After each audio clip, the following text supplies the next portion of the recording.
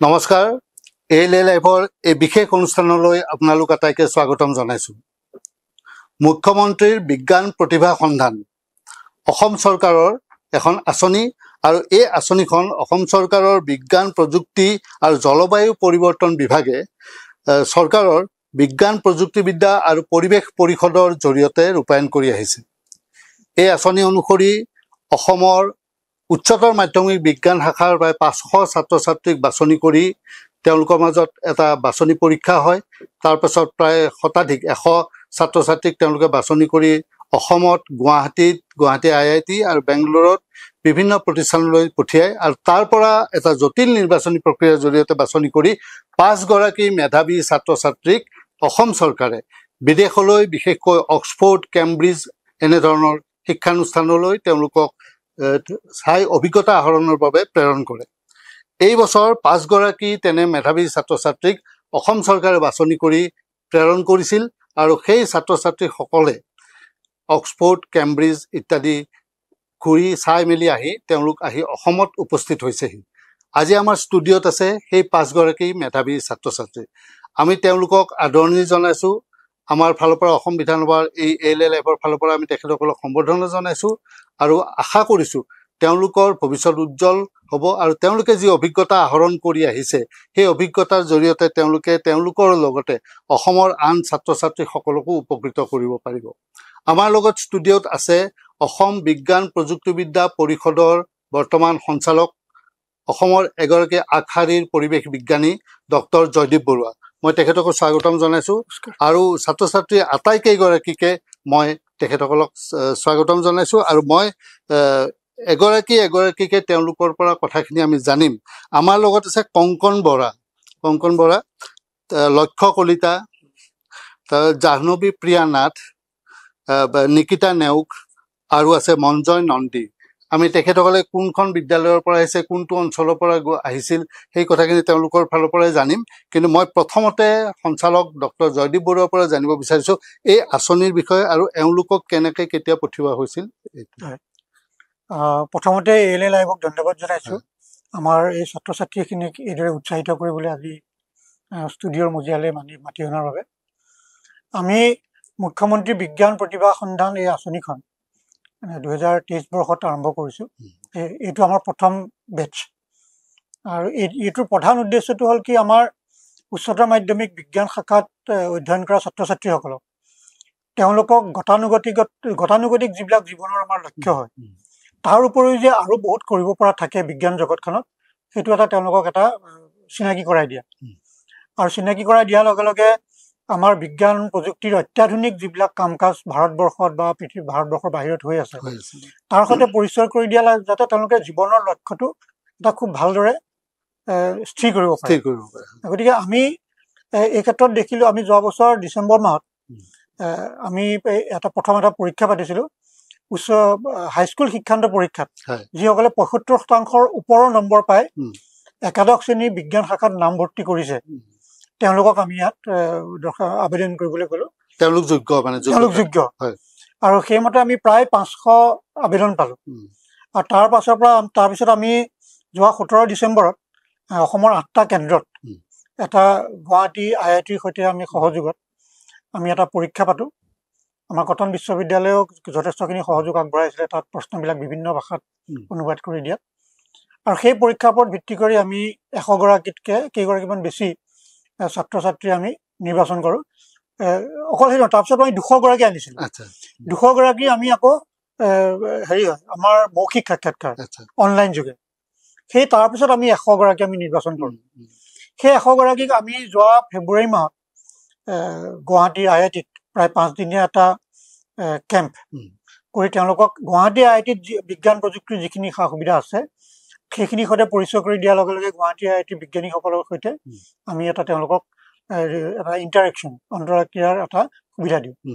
আৰু তাত তেওঁলোকে কি ধৰণে অংশগ্ৰহণ কৰিছে সেইবিলাকো আমি মূল্যায়ন কৰিছিলোঁ। তাৰপিছত দ্বিতীয় পৰ্যায়ত আমি কৰিলোঁ কি বাংগালুৰুত থকা আমাৰ Karnataka state council for science and technology আমাৰ এষ্টেকৰ যিটো কাউণ্টাৰ পাৰ্ট আছে তেওঁলোকৰ লগত যোগাযোগ কৰি বাংগালুৰুত যিখিনি আমাৰ উচ্চতৰ বিজ্ঞান প্ৰতিষ্ঠান আছে যেনে Indian institute of science, ISRO, তাৰপিছত আমাৰ Jawaharlal Nehru centre for advance scientific research, এনেকুৱা কেন্দ্ৰবিলাকৰ লগত আমি যোগাযোগ কৰি তেওঁলোকক তাত আমি আকৌ এসপ্তাহৰ কাৰণে লৈ গ'লোঁ। তাত থাকি পেলাই তেওঁলোকে এই গোটেই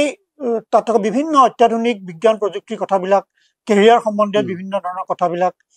আনকি তেওঁলোকৰ ইণ্টেলেকচুৱেল প্ৰপাৰ্টিৰ বিষয়ে এই গোটেই কথাবিলাক আমি তেওঁলোকৰ লগত পৰিচয় কৰাই দিলোঁ এই 5 দিনৰ ভিতৰত। আৰু তাৰতো আমি তেওঁলোকৰ যিখিনি অংশগ্ৰহণ, কোনে কি ধৰণে অংশগ্ৰহণ কৰিছে আমি মূল্যায়ন কৰোঁ। সেই দুইটা মূল্যায়নৰ ওপৰত ভিত্তি কৰি আমি 15গৰাকী ছাত্ৰ ছাত্ৰীক চূড়ান্ত পৰ্যায়ৰ কাৰণে আমি নিৰ্বাচন কৰোঁ। আৰু সেই 15গৰাকী গুৱাহাটী IITত আমি এষ্টেক আৰু গুৱাহাটী IITয়ে লগ লাগি তেওঁলোকৰ সাক্ষাৎকাৰ লওঁ আৰু সেই সাক্ষাৎকাৰৰ ওপৰত ভিত্তি কৰি এই 5গৰাকী ছাত্ৰ ছাত্ৰী আমি বাছনি কৰোঁ। আৰু তেওঁলোকে এতিয়া আমি ভাবিলোঁ যে আমাৰ কেম্ব্ৰিজ, অক্সফৰ্ড, কেম্ব্ৰিজৰ দিনত আমাৰ যিবিলাক মহাবিদ্যালয় আছে সেইবিলাকে যথেষ্টখিনি নবেল লয় তাৰ পৰাই আজিলৈকে ওলাই আছে আৰু অত্যাধুনিক যিখিনি তাৰ সা সুবিধা আছে তাৰ সৈতে তেওঁলোকক পৰিচয় কৰাই দিম। আৰু এই গোটেই কামটোত আমাক গুৱাহাটী IITৰ আমি জানো যে আমাৰ অসমৰ প্ৰথম ৰেংলাৰ অনুপম শইকীয়া,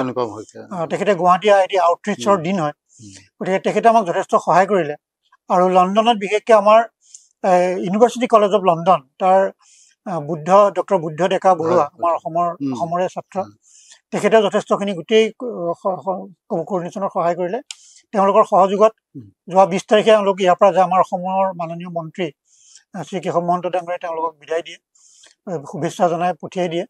আৰু এই গোটেই প্ৰক্ৰিয়াটোত আমাৰ প্ৰথম পৰ্যায়ত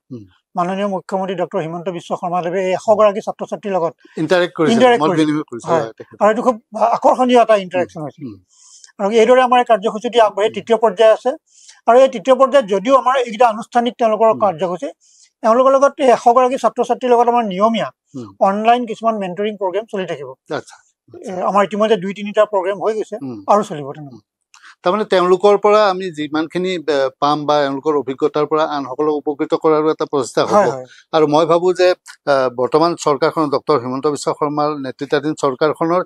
এই যিটো আঁচনি, এই আঁচনিখনৰ জৰিয়তে আমাৰ ছাত্ৰ ছাত্ৰীসকলৰ সকলোৰে এটা সপোন থাকে যে কেম্ব্ৰিজ, অক্সফৰ্ড বা তেনেধৰণৰ শিক্ষানুষ্ঠানলৈ যোৱা বা দেখাৰ, তাতে পঢ়া শুনা কৰি কমপ্লিট কৰি যোৱাৰ আগতে হায়াৰ ছেকেণ্ডেৰী লেভেলতে যদি উচ্চতৰ মাধ্যমিক পৰ্যায়তে তেওঁলোকে সেই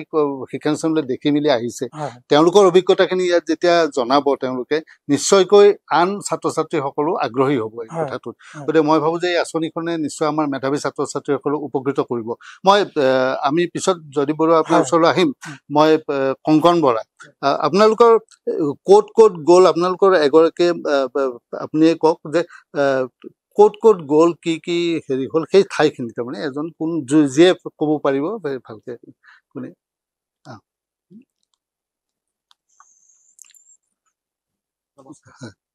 পোনপ্ৰথমে এই আমাক এনেধৰণৰ এটা প্লেটফৰ্ম দিয়াৰ বাবে আপোনালোকলৈ আমাৰ আন্তৰিক কৃতজ্ঞতা জ্ঞাপন কৰিছোঁ। তাৰে লগতে অসম চৰকাৰৰ মাননীয় মুখ্যমন্ত্ৰী ডক্টৰ হিমন্ত বিশ্ব শৰ্মা ডাঙৰীয়াক আমাৰ কৃতজ্ঞতা জ্ঞাপন কৰিছোঁ। কিজানি তেওঁৰ নথকা হ'লে এই প্ৰগ্ৰেমটোৱে কেতিয়াও আগবঢ়া নাপালে। আৰু কেশৱ মহন্ত ডাঙৰীয়া আৰু আমাৰ এষ্টেকৰ director sir doctor Joydeep Baruah ছাৰকো আমি কৃতজ্ঞতা জ্ঞাপন কৰিছোঁ। আৰু আমাৰ এই প্ৰগ্ৰেমটোৰ লগত অহৰহ লাগি থকা পাৰ্মিতা মেম আৰু ডক্টৰ অনুপম শইকীয়া যি দুজন পৰিচাৰ্যক আছিলে তেওঁলোকলৈ আমাৰ কৃতজ্ঞতা জ্ঞাপন কৰিছোঁ। আমি যিকেইদিন লণ্ডনত অতিবাহিত কৰিছিলোঁ, প্ৰথম দিনা পাই গৈ আমি ৰাতি টাৱাৰ ব্ৰিজ, যি লণ্ডনৰ বিখ্যাত টুৰিষ্ট প্লেচ, তালৈ গৈছিলোঁ। আচলতে সেইদিনাখন আমি ৰাতিপুৱা দেৰি হৈছিলে, সেইকাৰণে এটা জিৰণি লৈ পিনে আমি সৰু এটা টুৰ হিচাপে আমি লণ্ডন গৈছিলোঁ। আৰু তাৰ পাছৰ পৰা আমাৰ যিখিনি একাডেমিক ক্লাছেছ বা যি একাডেমিক আমাৰ মেণ্টৰিং প্ৰগ্ৰেম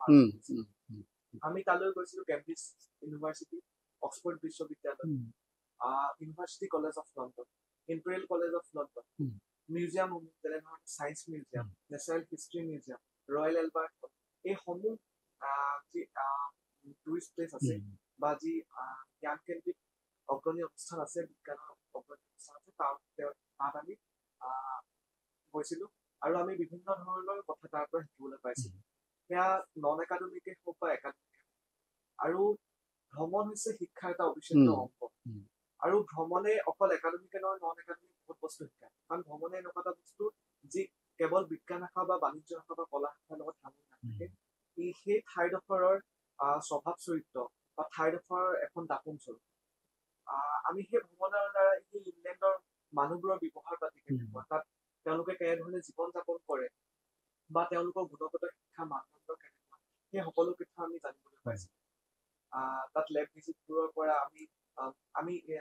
আমাৰ এতিয়া কেমেষ্ট্ৰিৰ ছেকেণ্ড চেপ্টাৰ ইলেক্ট্ৰকেমেষ্ট্ৰি, সেই ইলেক্ট্ৰকেমেষ্ট্ৰি আমি থিয়ৰিতে পঢ়ি আছো, কিন্তু আমি তালৈ গৈ ইনষ্টেডত ইলেক্ট্ৰকেমিকেল চেলো বনাইছো, যি আমাৰ কাৰণে এটা প্ৰেক্টিকেল শিক্ষা। তো ই আমাৰ কাৰণে খুব ৰোমাঞ্চজনক আছিলে। আৰু তাৰ লগতে তাৰ ইনভাইৰনমেণ্টটো বহুত ভাল। ইনভাইৰনমেণ্টটো মানে শৈক্ষিক পৰিৱেশটোৰ কথা, পৰিৱেশটো বহুত ভাল। ট্ৰিনিটি কলেজত যি ছাত্ৰ ছাত্ৰীসকল আছে, আমাৰ ইয়াত কি হয়, কৃত্ৰিমতাৰ লগত ছাত্ৰ ছাত্ৰীসকল বেছি সাঙুৰ পোৱা, কিন্তু তাত দেখিবলৈ পাইছিলো যে ছাত্ৰ ছাত্ৰীসকলে সেই গছৰ তলত বা সেই সেউজীয়া ঘাঁহনিত পঢ়ি পিনে তেওঁলোকে নিজৰ অধ্যয়ন আগবঢ়াই নিছে। সেই নেচাৰৰ লগত যিটো লিংক আছে, সেই আচলতে আমাক খুবেই অনুপ্ৰাণিত কৰিছিল। আৰু নিশ্চিতভাৱে আপোনালোকে জানে যে তাত বহুত নবেল লৰিয়েট আছে, তো সেইসকলৰ কথা শুনি আমি নিশ্চিতভাৱে আৰু শেষত ক'ব বিচাৰিম যে আমাৰ লগত ডক্টৰ অনুপম ফুকন ছাৰ গৈছিলে। লণ্ডনৰ যিটো ট্ৰিপ আছিলে সেইটো আমাৰ কাৰণে সঁচাকৈ আমোদজনক, কিন্তু তাতকে আমোদজনক আছিলে যে এজন ৰেংলাৰ, অসমৰ প্ৰথমজন অনুপম শইকীয়াৰ সান্নিধ্য পোৱাটো এটা ভাগ্যৰ কথা। আৰু একেবাৰে শেষত এই ইমান ডাঙৰ এটা টুৰ আমাক এক্সপ'জাৰ ৰেচিডেঞ্চিয়েল টুৰ দিয়াৰ কাৰণে সকলোকে কৃতজ্ঞতা। হয়, কংকন কোন স্কুলৰ ছাত্ৰ আছিল? মই বৰ্তমান অল ইণ্ডিয়া উচ্চতৰ মাধ্যমিক বিদ্যালয়ৰ বিজ্ঞান শাখাৰ দ্বাদশ শ্ৰেণীৰ ছাত্ৰ। মই উষাপুৰ উচ্চতৰ মাধ্যমিক বিদ্যালয়ৰ পৰা হাইস্কুল শিক্ষান্ত পৰীক্ষা। হয় হয়, মই এতিয়া জাহ্নবী আছে কাষত, জাহ্নবীৰ অভিজ্ঞতা কি, যে আমি কোন কোন ঠাইলৈ তোমালোক গৈছিলে আমি জানিলো, আৰু অক্সফৰ্ড কেম্ব্ৰিজকে ধৰি ইউনিভাৰ্চিটি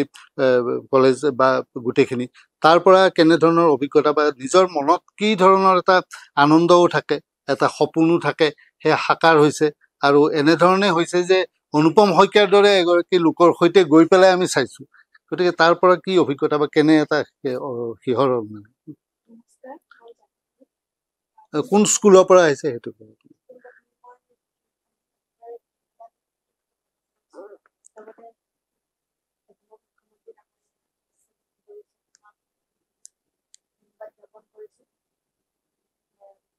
লগতে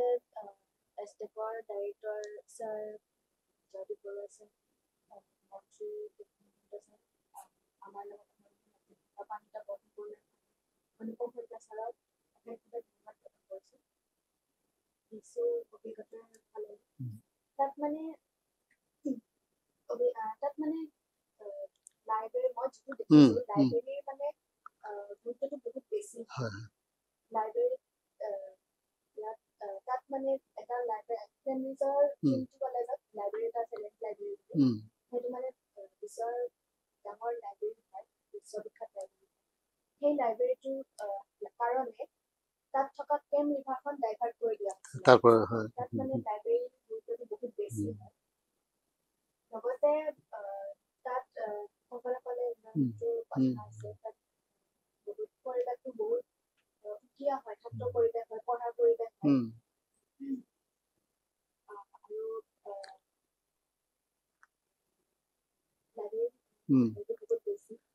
ষ্টুডেণ্ট বিলাকৰ আগ্ৰহটো, মানে ষ্টুডেণ্ট আমি যিটো দেখিছো যে কলেজবিলাকত তোমালোক যেতিয়া গৈছিলা নিশ্চয় ক্লাছ চাছ দেখিছিলে চাগে, ষ্টুডেণ্টৰ যিটো আগ্ৰহ, কংকনে যিটো কথা ক'লে যে প্ৰাকৃতিক পৰিৱেশতো পঢ়া শুনা কৰে, আৰু সেইটো আমাৰ ইয়াত বহুদিন আগতে আমি সৰু থাকোঁতে পঢ়া হৈছিল সেইটো, কিন্তু আজিকালিতো নাই। তাত সেই ষ্টুডেণ্টৰ আগ্ৰহটো, তাৰমানে এই লাইব্ৰেৰীৰ কথাটো যে ক'লা, লাইব্ৰেৰীত ষ্টুডেণ্টে ঠাৰ খাই থাকে বা যোৱা দেখিছানে?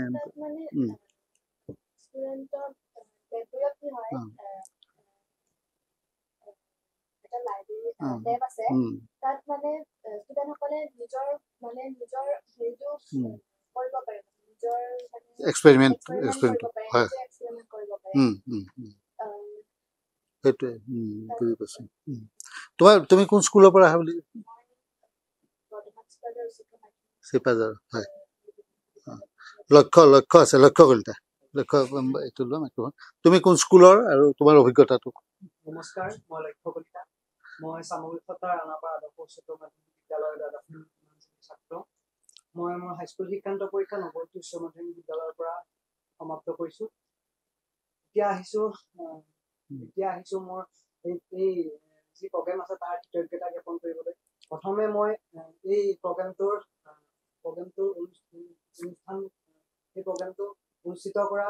ডক্টৰ মুখ্যমন্ত্ৰী হিমন্ত বিশ্ব শৰ্মা ডাঙৰীয়াক ধন্যবাদ জনাইছোঁ আৰু কেশৱ মহন্ত ছাৰক ধন্যবাদ জনাব বিচাৰিছোঁ আৰু আমাৰ লগত আছে আমাৰ জয়দীপ বৰুৱা ছাৰেও আমাক এই প্ৰগ্ৰেমটোত বহুত সহায় কৰিছে ছাৰক ধন্যবাদ জনাইছোঁ আৰু আমাৰ অনুপম শইকীয়া ছাৰ আৰু পাৰমিতা বৰঠাকুৰলৈ ধন্যবাদ থাকিল আৰু তাত আমাৰ যিখিনি অসমীয়া আছিল অংকুৰ ছাৰ চালিক ছাৰ আৰু আমাৰ বুদ্ধ ডেকা বৰুৱা ছাৰ তেওঁলোকলৈ ধন্যবাদ থাকিল এতিয়া আহিছোঁ মোৰ অনুভৱ ব্যক্ত কৰিবলৈ হয় এইটো এটা বহুত ভাল স্কিম হয় CMVPS এইটোৰ অধীনত আমি ক্লাছ 12ত থাকিয়ে ইমান ডাঙৰ কেইখনমান বিশ্ববিদ্যালয় আমি দৰ্শন কৰিবলৈ সুবিধা পাইছোঁ আমি হয়তো এইখন কেইদিনমান আগত অকল কিতাপত দেখিছিলোঁ বহি বেটুপাত দেখিছিলোঁ যে কেনেকুৱা হয় আমি তাত গৈ পেলাই সেইখিনি নিজে চকুৰে চাব পাৰিছোঁ আমাৰ কিতাপত আছিলে নিউটনে এক্সপেৰিমেণ্ট কৰা কিতাপত থকা নিউটনে এক্সপেৰিমেণ্ট কৰা আমাৰ পিজনটো দেখিবলৈ সুযোগ পাইছোঁ আমি কিতাপত পাইছোঁ যে নিউটনৰ প্ৰিন্সিপিয়া মেথামেটিকা বুলি কিতাপ এখন লিখিছিল সেইখন আমি নিজে চকুৰে চাবলৈ সুযোগ পাইছোঁ আৰু ৰামানুজন ছাৰ নিউটন আৰু আমাৰ অমৰ্ত্য সেন থকা যোনকেইটা ৰুম আমি সেইকেইটা দৰ্শন কৰিবলৈ সুবিধা পাইছোঁ আৰু তাত গৈ পেলাই এটা গৌৰৱ অনুভৱ কৰিছোঁ যে আমি বাণিজ্যিক ভিত্তিকভাৱে আমি চেল তৈয়াৰ কৰিবলৈ সুবিধা পাইছোঁ ইলেক্ট্ৰকেমিকেল চেল আমাৰ বুদ্ধ ডেকা বৰুৱা ছাৰৰ লেবত আমি তৈয়াৰ কৰি পেলাই গৌৰৱ অনুভৱ কৰিছোঁ যে আমি এতিয়া চেল প্ৰস্তুত কৰিব পাৰোঁ হয় আমি ইয়াত কিতাপত পাই থাকোঁ যে চেলটো কেনেকে বনাই এমত ক্ষেত্ৰত কেনেকে হয় কিন্তু আমি তাত যেতিয়া প্ৰেক্টিকেলি সেইটো কৰিব পাৰিছোঁ সেইটো বুজিছোঁ তাৰ পৰা আমি বহুত উপকৃত হৈছোঁ আৰু তাত পৰিৱেশটো সঁচাই সুকীয়া তাত এডুকেশ্যন চিষ্টেমটো বহুত উচ্চ খাপৰ তাত কি হয় যে তাত এটা ছুপাৰভিজন বুলি এটা চিষ্টেম আছে যে জেনেৰেল ক্লাছটো হয় এটা তাৰ লগে লগে তাৰ ৰয়েল আছে ফেলো আছে ৰয়েল ফেলো আছে তেওঁলোকে এজনকৈ বা 2-3জনৰ গ্ৰুপ এটাক লৈ তেওঁলোকে তাত এডুকেশ্যন প্ৰভাইড কৰে 1 বা 2 ঘণ্টাৰ কাৰণে প্ৰভাইড কৰে প্ৰতি সপ্তাহত 4 বাৰকৈ প্ৰভাইড কৰে তেওঁলোকৰ তাৰ ফলত কি হয় তেওঁলোকৰ বুজন ক্ষমতাটো বাঢ়ে আৰু তাত আমি ট্ৰিনিটি কলেজত দেখিছোঁ তাত যোনটো লাইব্ৰেৰী আছে বা লাইব্ৰেৰীৰ যোনটো গুৰুত্ব তাত পঢ়া শুনাৰ কিন্তু বহুত মানে ভাল পৰিৱেশ ক'তো পঢ়া নহয় আমাক মানে ফাইভ কলেজত সোমাইছোঁ ট্ৰিনিটি কলেজত সোমাইছোঁ আগতীয়াকৈ নটিচ মাৰি থোৱা আছে যে পঢ়াৰ কৰিব নোৱাৰি আৰু যোনকেইখন জেগাত মানে লাইব্ৰেৰী আছে তালৈ দৰ্জা একেবাৰে লক কৰি থোৱা আছে আমি যাব নোৱাৰো তাত পঢ়াৰ পৰিৱেশ বহুত ভাল আৰু তাৰ যোনটো পৰিৱেশ সঁচাকৈ আকৰ্ষিত কৰে আমি পাণ্টিং কৰিছিলোঁ কেমৰিভাৰ পাণ্টিং কৰি বিভিন্ন ধৰণৰ ব্ৰিজ দেখিছিলোঁ কুইন্স কলেজ কিংছ কলেজ সেইখিনি চাবলৈ সুবিধা পাইছিলোঁ তাৰ পৰা আমি বহুত উপকৃত হৈছোঁ আমি তাৰ লেববোৰ ভিজিট কৰিছোঁ লেববোৰ ভিজিট কৰি গ্ল'ব বক্স হওক বা বেলেগ কিবা হওক তেনেকুৱা বিভিন্ন ধৰণৰ দেখিবলৈ পাইছোঁ আমি আৰু আমাৰ কাৰ্বন নেনো টিউবছৰ কেনেকৈ গঠন হয় সেইখিনি দেখিবলৈ পাইছোঁ আৰু মোৰ বিভিন্ন ধৰণৰ ডাউট আছিলে কোৱাণ্টাম মেকানিক্সৰ ওপৰত মই সেইখিনি অংকুৰ ছাৰক ধন্যবাদ জনাব বিচাৰিছোঁ তেওঁৰ পৰা সেইখিনি মই আয়ত্ত কৰিব পাৰিছোঁ আৰু আমাৰ ত্ৰিপুৰাৰ এজন ছাৰ হয় সুব্ৰত ভট্টাচাৰ্য বুলি তেওঁক ইয়াৰ পৰা ধন্যবাদ জনাব বিচাৰিছোঁ সঁচাকৈ এই অভিজ্ঞতাটো মোৰ জীৱনৰ আটাইতকৈ ভাল অভিজ্ঞতা হয় ইয়াৰ পৰা মই বহুত কথা শিকিব পাৰিছোঁ মই এই অভিজ্ঞতাখিনি মোৰ নিচিনা 10জনক আৰু শিকাব বিচাৰিছোঁ আৰু এইখিনিকে লৈ মোৰ জীৱনত আগবাঢ়িব বিচাৰিছোঁ হয় ধন্যবাদ মই আকৌ আহিম তোমাৰ ওচৰলৈ মঞ্জয় নন্দী কোন স্কুলৰ পৰা আহিছা ক'ৰ পৰা মেট্ৰিক পাছ কৰিছিলা আৰু তোমাৰ অভিজ্ঞতাটো নমস্কাৰ মোৰ নাম মঞ্জয় নন্দী মই ৰামানুজন ছিনিয়ৰ ছেকেণ্ডেৰী স্কুলত অধ্যয়ন কৰি আছোঁ বিজ্ঞান শাখাত এতিয়া মই দ্বাদশ শ্ৰেণীত পঢ়ি আছোঁ আৰু মই হাইস্কুল শিক্ষান্ত পৰীক্ষা কৰিছোঁ চেণ্ট থমাছ ইংলিছ স্কুলৰ পৰা এতিয়া আহিছোঁ প্ৰথমতে মই আপোনালোক সকলোকে কৃতজ্ঞতা জ্ঞাপন কৰিব বিচাৰিছোঁ এই অনুষ্ঠানটিলৈ আমাক মাতিবৰ বাবে আৰু কৃতজ্ঞতা জ্ঞাপন কৰিব বিচাৰিছোঁ মুখ্যমন্ত্ৰী ডাঙৰীয়া কেশৱ মহন্ত ছাৰক আৰু আমাৰ লগত জড়িত থকা আমাৰ মেণ্টাৰসকলক ষ্টেকৰ director Joydeep Baruah sir Paromita ma'am আৰু আমাৰ লগত যোৱা IIT গুৱাহাটীৰ প্ৰফেচাৰ অনুপম শইকীয়া ছাৰ। তো এতিয়া মোৰ অভিজ্ঞতাটো শ্বেয়াৰ কৰিবলৈ গৈছোঁ। তো এটা বস্তু মই গম পালোঁ যে আমি এজন ছাৰক লগ পাইছিলোঁ, বুদ্ধ ডেকা বৰুৱা ছাৰ বুলি। তেওঁ এজন মেটেৰিয়েল ছায়েন্সৰ মানুহ হয়। তেওঁ এতিয়া পষ্ট ডক কৰি আছে ইউনিভাৰ্চিটি কলেজ লণ্ডনত। তেখেতে আমাক কৈছে যে তেওঁ যিখিনি বস্তু PhD শিকিছিলে, ভাৰতত শিকিছিলে, সেইখিনি ছেম বস্তুখিনি তাত মানে লণ্ডনত মাষ্টাৰ্ছ কৰি থকা ষ্টুডেণ্টে একেখিনি বস্তু শিকি আছে। তাৰ পৰা আমি গম পাইছোঁ যে তাৰ মানে শিক্ষাৰ চিষ্টেমটো কিমান এডভান্স হ'ব পাৰে। তাৰমানে যদিও আমি যদি ধৰিও লওঁ যে ইণ্ডিয়াত আৰু লণ্ডনত একেখিনি সময়ত ধৰক কৰ্চটো সমাপ্ত হৈছে, কিন্তু তাৰ ষ্টুডেণ্ট আমাতকৈ বেছি আগবঢ়া তেওঁলোক মানে। আৰু লেব ফেচিলিটি অৱশ্যে আমাৰ ভাৰততো একো কম নহয়, কিন্তু পৰিৱেশটো অলপ হয়, পৰিৱেশত অলপ পিছপৰা আছোঁ। কাৰণ মোৰ বন্ধু কেইজনক আগতেও কৈ গৈছে পৰিৱেশটোৰ কেনেকুৱা গুৰুত্বপূৰ্ণতা আছে। আৰু আমি চাইছোঁ যে তাত কিছুমান ৰোল মডেল বহুত গুৰুত্ব আছে। যেনেকে আমাৰ লগত যোনে কৈছিলে অনুপম শইকীয়া ছাৰ, তেখেতে নিজে এজন ৰয়েল ফেল' হয়। তো ৰয়েল ফেল' বিলাক মানে তাত এনেকুৱা এজন মটিভেটৰ হিচাপে কাম কৰে যে বাকী যিবোৰ ফেল' আছে সিহঁতে তেওঁলোকক অনুসৰণ কৰে। তো এটা বস্তু আৰু বহুত ফেচিলিটিজ পায় ৰয়েল ফেল'বোৰে। তো সেই মেণ্টৰশ্বিপটো থাকে তাত, আৰু মটিভেশ্যনটো কণ্টিনিউৱাছলি পাই থাকে, আৰু ছুপাৰভিজন চিষ্টেমটো থাকে, যিটো মোৰ বহুত ভাল লাগিছে। আৰু চাফ চিকুণটো চহৰত বহুত ফালে আছে, এইটো অলপ নন একাডেমিক হয় বাৰু কথাটো, তথাপি এটা উল্লেখযোগ্য হয় যে যিবোৰ মানুহ আছে ব্যৱহাৰ পাতি বহুত ধুনীয়া হয়, আচৰণো ভালকে কৰে। আনকি আমি যদি কেতিয়াবা ধৰক ফটো তোলোতে কিবা এটা অসুবিধা পাইছোঁ, গোটেই কেইজন আহিব পৰা নাই একেলগে, তেওঁলোকে নিজৰ ফালৰ পৰা এপ্ৰ'চ কৰে আমাক। আৰু সেই স্বভাৱটো বহুত ভাল পাইছোঁ, আৰু সদায় নম্ৰভাৱে সহযোগী, মানে সকলো ক্ষেত্ৰতে সহযোগ হয়। তাত গৱেষণাৰ যিটো পৰিৱেশ, গৱেষণাৰ কথাটো আমাৰ ইয়াতকৈ গৱেষণাৰ ক্ষেত্ৰত তেওঁলোক বেছি আগবঢ়াব আগ্ৰহী, নহয় জানো? তোমালোকে লেববিলাকত নিশ্চয় দেখিছা সেইটো কথা। মই নিকিতাৰ ওচৰলৈ আহিছোঁ। নিকিতা নেওগ। নিকিতা কোনখন স্কুলৰ পৰা আহিছা আৰু তোমাৰ অভিজ্ঞতাটো? নমস্কাৰ, মই নিকিতা। মই দেৰগাঁও ৰেডিয়ান কলেজৰ বিজ্ঞান শাখাৰ দ্বাদশ শ্ৰেণীৰ গৰাকী ছাত্ৰী, আৰু মই হাইস্কুল শিক্ষান্ত পৰীক্ষা উত্তীৰ্ণ হৈছিলোঁ মিছামাৰা উচ্চতৰ মাধ্যমিক বিদ্যালয়ৰ পৰা, আৰু তাৰ আগতে মই শংকৰদেৱ নিকেতন মিছামাৰা এগৰাকী ছাত্ৰী আছিলোঁ।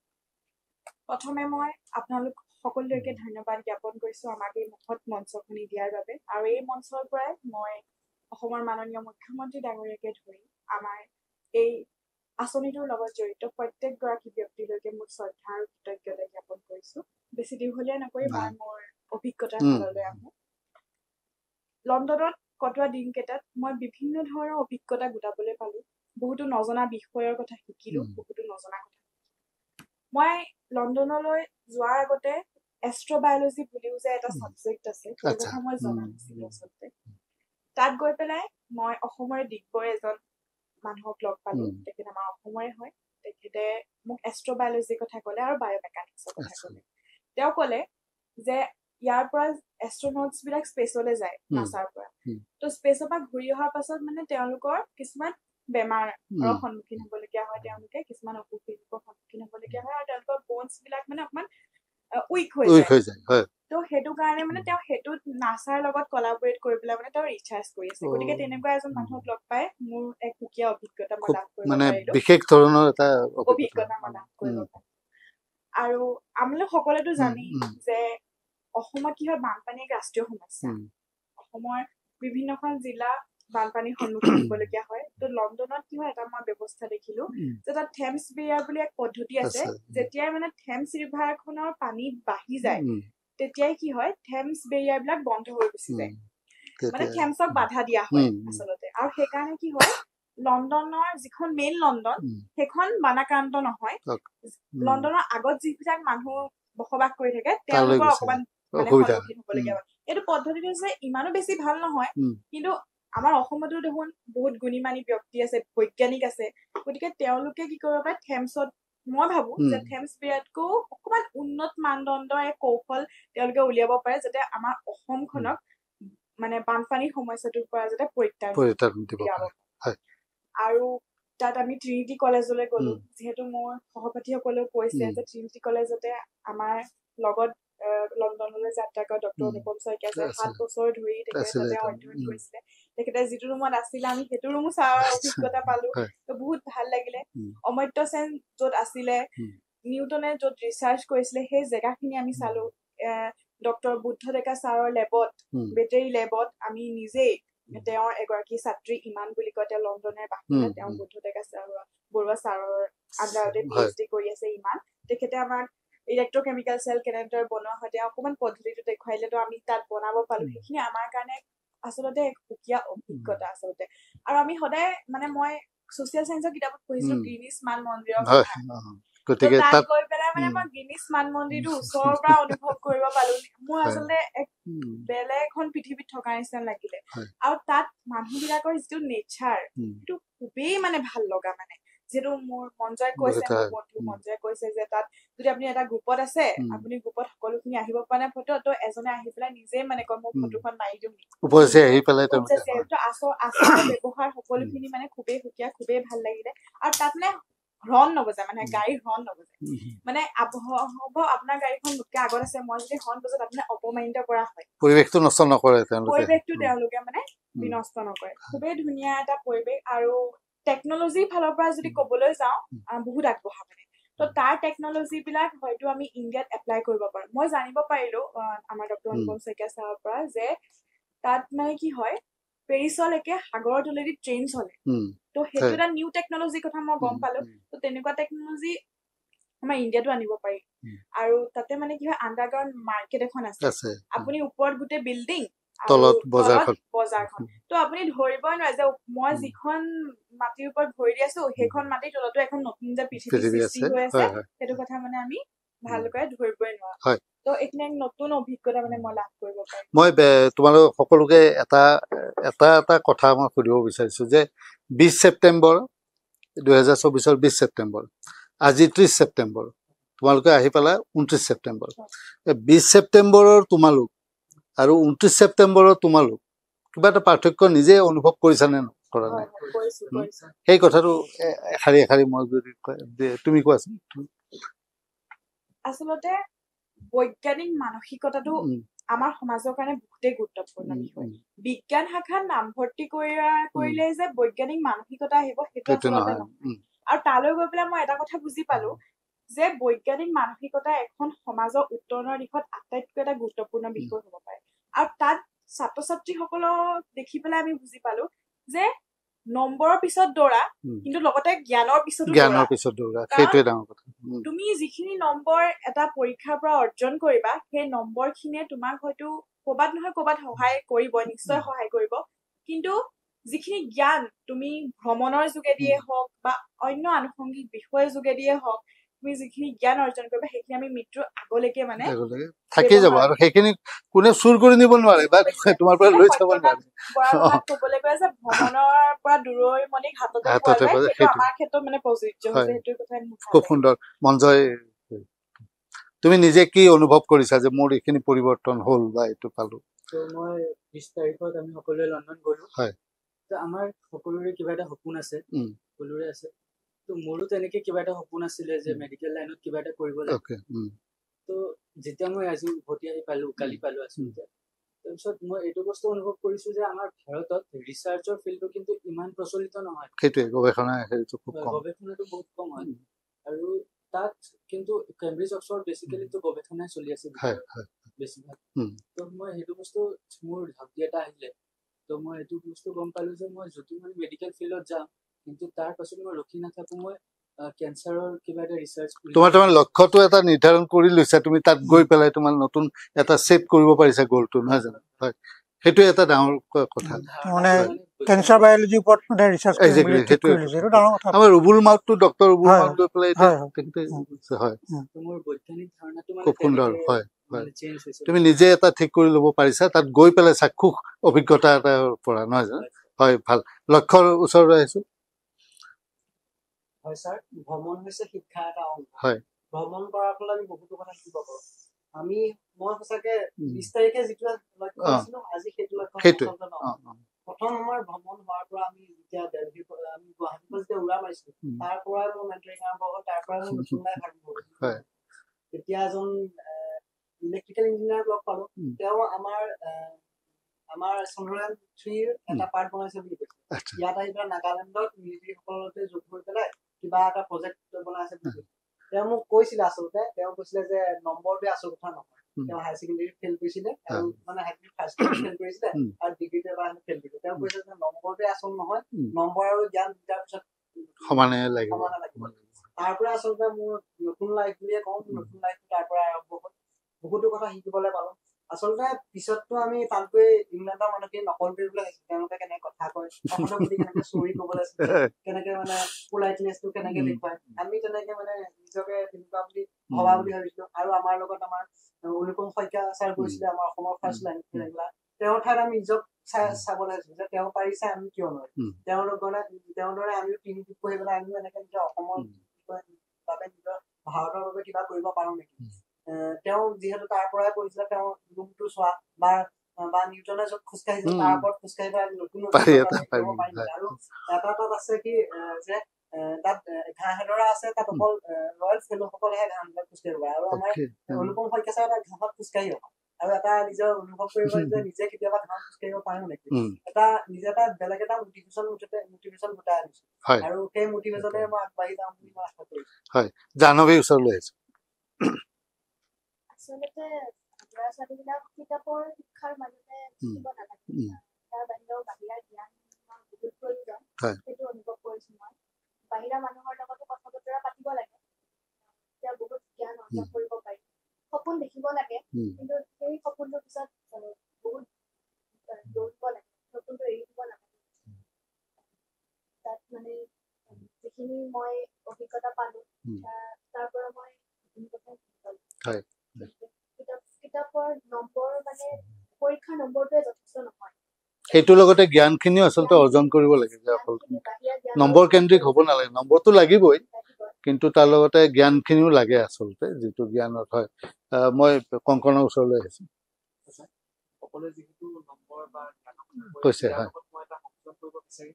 যে বৰ্তমান পৰীক্ষাপত্ৰত কি দেখা যায় যে মানুহৰ মানসিকতা এনেকুৱা যে বেছি নম্বৰ পালে বিজ্ঞান নম্বৰ পালে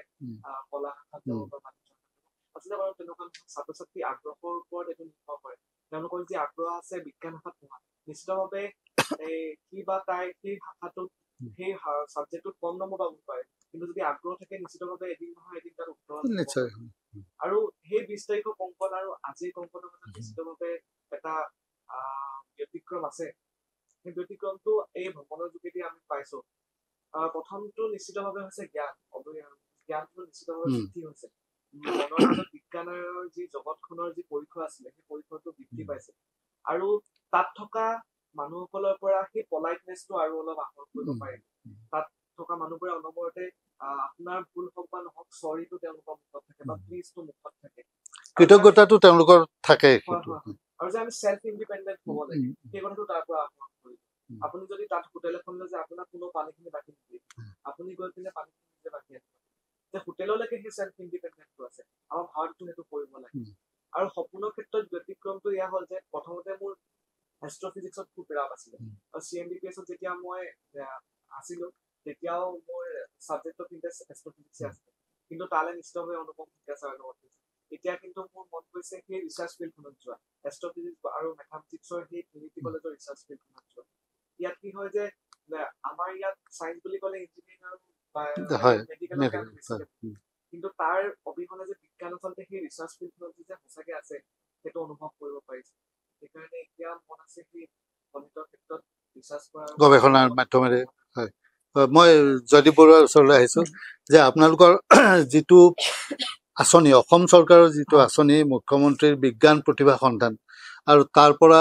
বাছি 100তকৈ অধিক ছাত্ৰ ছাত্ৰী আপোনালোকে বাছনি কৰিলে তেওঁলোকক ৰাখিলে আৰু তেওঁলোকৰ লগত এতিয়া নিয়মিতভাৱে এটা যোগাযোগ চলি থাকিব তাৰ পৰা এওঁলোক 5গৰাকী গ'ল আৰু এওঁলোকৰ যিখিনি অভিজ্ঞতা আমি খুব কম সময় আমাৰ ষ্টুডিঅ'ৰ সময় গতিকে সেই কম সময়ৰ ভিতৰতে যিখিনি শুনিলোঁ যে তেখেতসকল তেওঁলোক নিশ্চয়কৈ উপকৃত হৈছে আৰু তেওঁলোকে নিজেই নিজৰ ছেট কৰিব পাৰিছে যিটো হয়তো মাননীয় মুখ্যমন্ত্ৰী ডাঙৰীয়াৰ যিটো সপোন এই আঁচনি লৈ পেলাই এইটো খুব দূৰদৰ্শিতা বা অসমৰ ছাত্ৰ ছাত্ৰীৰ কাৰণে মেধাৱী ছাত্ৰ ছাত্ৰীসকলে এইটো এটা ডাঙৰ সুযোগ বুলি মই ক'ব বিচাৰোঁ যে এই এনে সুযোগ হয়তো আগতে নাছিল বা পোৱা নাছিল বিভিন্ন ধৰণে আহে কিন্তু এওঁলোকে যিটো সুযোগ পাইছে তাৰ পৰা এওঁলোকৰ পৰা আৰু এওঁলোকে নিজৰ স্কুলবিলাকত কথাখিনি কোৱাৰ পাছত অঞ্চলটোৰ কথাখিনি কোৱাৰ পাছত তেওঁলোকে লিখা মেলা কৰাৰ পাছত এইবিলাক অনুষ্ঠান আমাৰ অনুষ্ঠান বা আন অনুষ্ঠানৰ জৰিয়তে কথাখিনি প্ৰচাৰ পাব যে এই আঁচনিৰ জৰিয়তে আপোনালোক আৰু কিবা নতুন পদ্ধতি বা এই আঁচনি নিশ্চয় কণ্টিনিউ হৈ থাকিব এইটো পৰৱৰ্তী এই আঁচনি আমি আকৌ এইবছৰ আমি আগবঢ়াই নিয়াৰ কথা ভাবিছোঁ ইতিমধ্যে আমাৰ তাৰ চিন্তা চৰ্চাবিলাক আৰম্ভ হৈছে গতিকে এইটো চলি থাকিব তাৰোপৰি আৰু আমাৰ বিদ্যাৰ্থীসকলৰ কাৰণে আৰু এটা নতুন এটা কাৰ্যসূচী আমাৰ চলি আছে সেইটো হ'ল ক্লাইমেট চেঞ্জৰ ওপৰত সেইটো হ'ল আমাৰ পষ্ট গ্ৰেজুৱেট ষ্টুডেণ্টবিলাকৰ কাৰণে জলবায়ু ক্লাইমেট ৰেজিলিয়েণ্ট ভিলেজ ফেলোশ্বিপ তেওঁলোকে গাঁওবিলাকত গৈ পষ্ট গ্ৰেজুৱেট ষ্টুডেণ্টখিনি বা বি টেকৰ ষ্টুডেণ্টখিনি গাঁওবিলাকত গৈ গাঁৱৰ যিবিলাক পাৰিপাৰ্শ্বিক সমস্যা যিটো জলবায়ু পৰিৱৰ্তনৰ লগত সংলগ্ন আছে সেইখিনি তেওঁলোকে ক্ষেত্ৰভিত্তিক অধ্যয়ন কৰিব তেওঁলোকৰ প্ৰত্যেকৰে লগত আমি এজন এজন মেণ্টৰ দি দিছোঁ বেলেগ বেলেগ আমাৰ অসমত থকা আগশাৰীৰ যিবিলাক গৱেষণাগাৰ আছে ইউনিভাৰ্চিটি আছে সেই মেণ্টৰসকলৰ তত্ত্বাৱধানত তেওঁলোকে প্ৰায় 6 মাহমান কাম কৰে ফিল্ডত কাম কৰি সেই এটা হ'ল তেওঁলোকৰ আউটৰিচ প্ৰগ্ৰেম এটা হ'ল গাঁৱৰ মানুহখিনিৰ লগত পোনপটীয়াভাৱে তেওঁলোকৰ যোগাযোগ হ'ল আৰু তেওঁলোকৰ সমস্যাবিলাক যিবিলাক সমস্যা আমি এতিয়া কৰিছোঁ কি সেইখিনি কোনখিনি সমস্যা জলবায়ু পৰিৱৰ্তনৰ কাৰণে হৈছে কোনখিনি আন কাৰণত হৈছে সেই সমস্যাবিলাক অনুধাৱন কৰি আমি এতিয়া সেইবিলাক সমাধানৰ উপায় আমি চিন্তা কৰিব পৰা হৈছোঁ গতিকে ইয়াতো আমাৰ স্নাতকোত্তৰ বা বি টেকৰ ছাত্ৰ ছাত্ৰীসকল জড়িত হৈছে গতিকে আমি দুই ধৰণে চেষ্টা কৰি আছোঁ আৰু তাৰোপৰি আমাৰ স্কুলীয়া ছাত্ৰ ছাত্ৰীখিনিৰ কাৰণেতো আমাৰ নিয়মীয়া আৰ্যভট্ট বিজ্ঞান কেন্দ্ৰ শিশু বিজ্ঞান সমাৰোহ এইবোৰ চলি আছে গতিকে আমি একেবাৰে 10 বছৰ বয়সৰ ছাত্ৰ ছাত্ৰীৰ পৰা